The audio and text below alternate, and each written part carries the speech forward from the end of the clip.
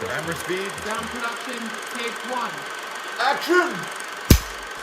AKAPADers. Yes, it's the weekend, and we have a movie. We normally don't do films. We do they are films, but normally we do animation. Normally we do documentaries at night for the weekend. That's our weekend schedule. Now we're adjusting the schedule. I think I'll be doing a update episode this coming Monday. We're moving one of our slots, and I'm going to highlight a couple of the series that we have cooking. All coming to you. I'm talking Street Fighter, Shakespeare. We got a lot of different veins for you to tap into. But guys, welcome back. It's Peter A. DeLuca, the podcast of movie podcasts. I'm your obsessive film freak living in Philadelphia, PA. This is a one-person show. And why is it a one-person? I get asked that a lot. And recently, I was just through work, actually, I was telling people about the podcast. And they were like, well, why don't you have people on? People will they'll cancel, disappoint you, push things back, and not put the effort in. And and along the way, I thought maybe I would find a good co-host. And I just haven't, and eventually stopped looking. And here we are. We're about 1,200 episodes deep. Isn't that amazing? AKAPADers, Devils Wear Prada 2026. This movie is a freaking shotgun blast to the face. And the reason I'm saying that, we have the emergence of a new star, Simone Ashley. She plays the assistant in this film to Meryl Streep, Miranda, aka Anna Winthorpe. We discussed Anna in our last Devils Wear Prada episode. We have the definition of a star, Meryl Streep.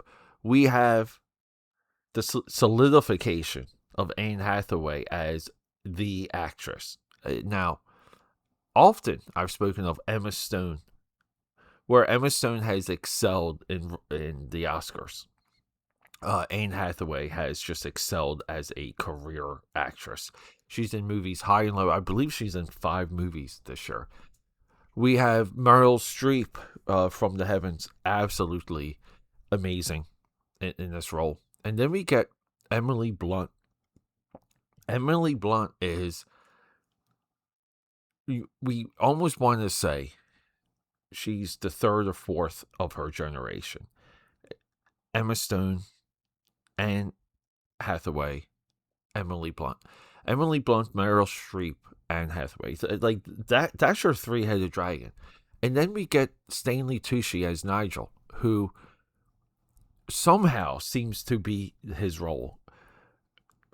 There was something I realized when I was rewatching that first movie, where I've been watching Stanley Tucci my entire life, and I was just watching him like during the Olympics, and he's doing these weird Italian vignettes and featurettes.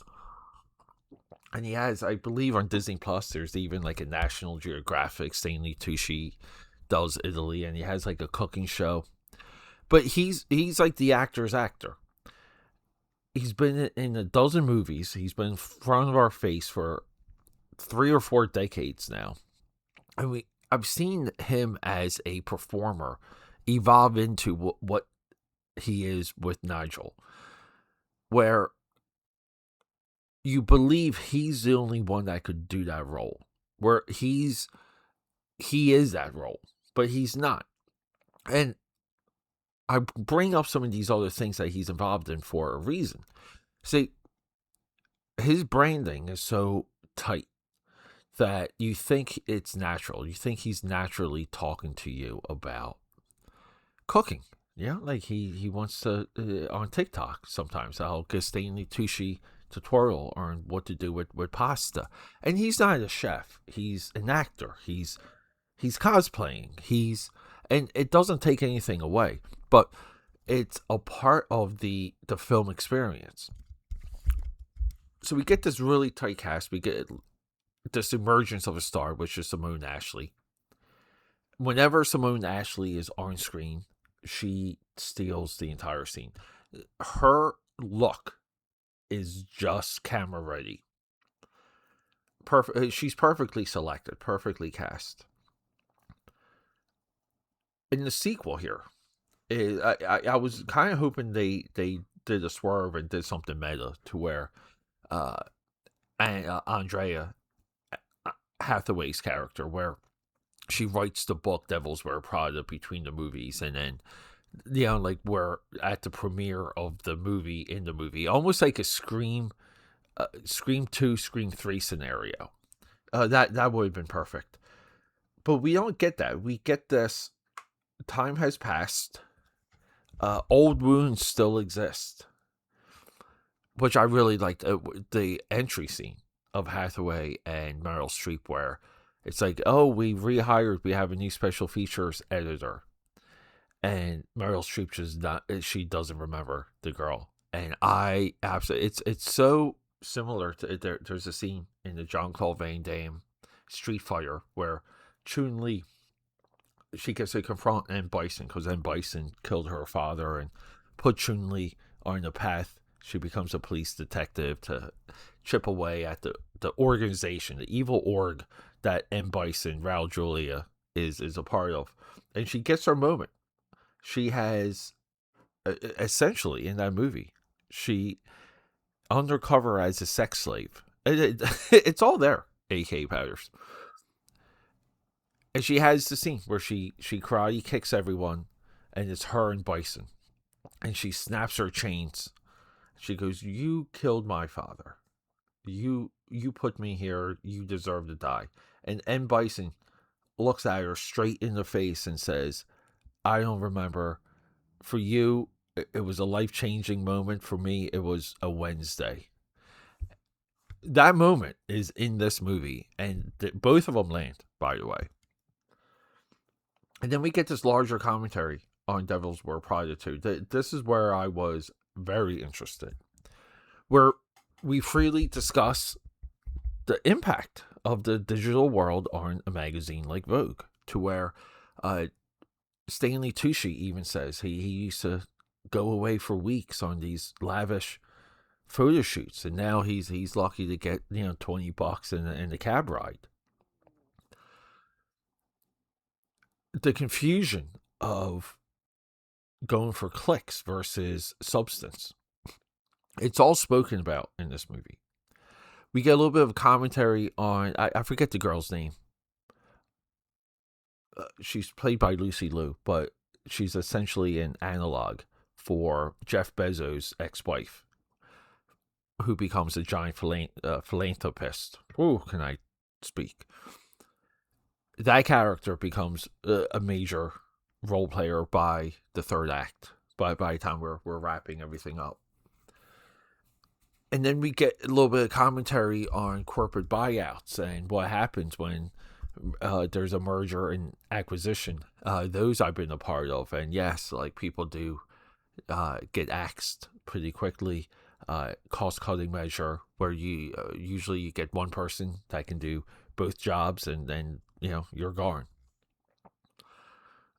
So there's a larger commentary with Devil Wears Prada 2. But that's not really what people are doing with this movie. I think some of the points, I think the magnification of Simone Ashley. Sorry, boy, my stomach's growling. It's not any of these things.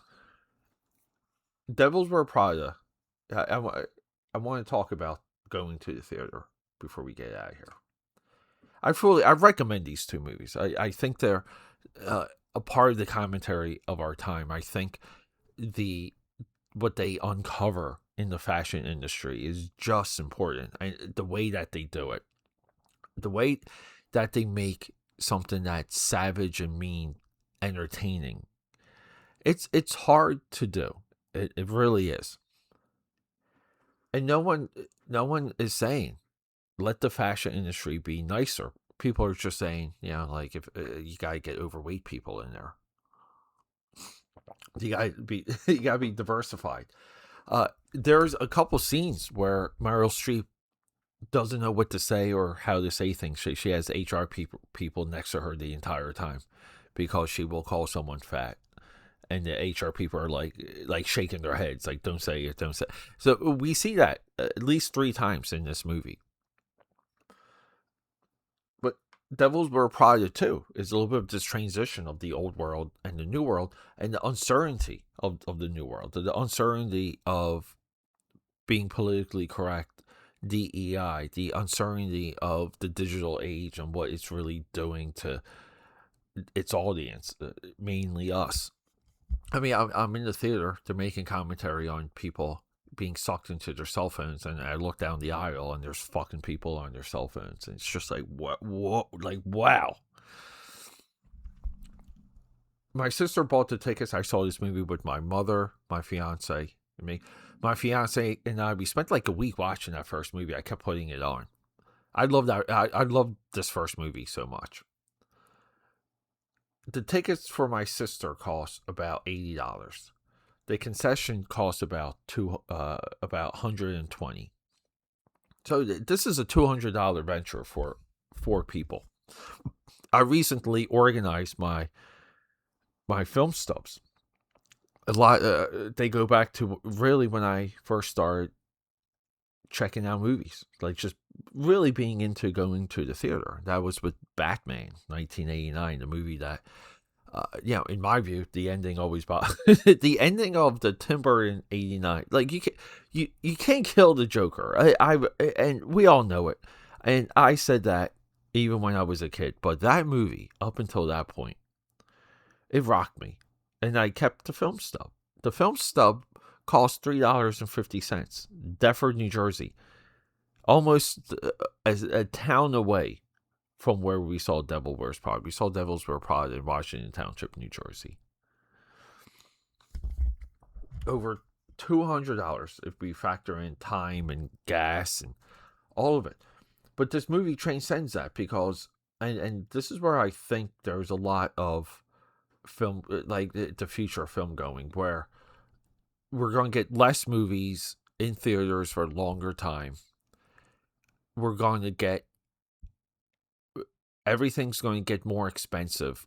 And just to go see Avengers Doomsday, for example, is going to be pageantry. It's going to be a event. You're going to have to put aside time and money to go see this movie. Right now, the Michael Jackson popcorn bucket, 3 weeks old, is $150 on eBay. The Masters of the Universe popcorn buckets are, some of them are upwards of $200, already sold out on eBay. Some of the Mortal Kombat ones are around $100 right now on eBay.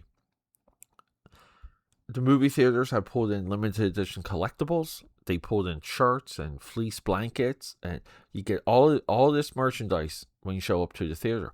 The only problem is there never seems to be enough merchandise.